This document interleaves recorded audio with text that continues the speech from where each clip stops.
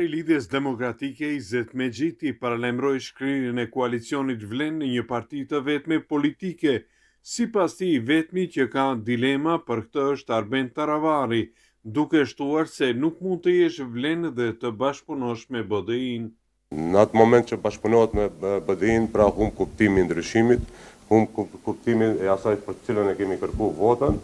Ne si subjekte më rënda Vlenit, po shqyrtojmë mundësinë këto ditë pra që Vleni prap ta ndëgjojmë të votuesin shqiptar, sepse në kaluarën ka kërkuar unifikimin e opozitës shqiptare, tash kërkon që subjektet të shkrihen në kuadër të Vlenit dhe besoj që së shpejt brenda javës do ketë edhe iniciativë pra për Vlenit të jetë një opsion. Kryetari i Aleancës për Shqiptarët Arben Taravari tha se ai gëzohet që LD, Besa, Alternativa dhe Vevendosje kanë vendosur që të shkrihen në një parti, ndërsa shtoi se ASH-ja do të mbesë si subjekt që do të tentojë të bashkëpunojë me ta.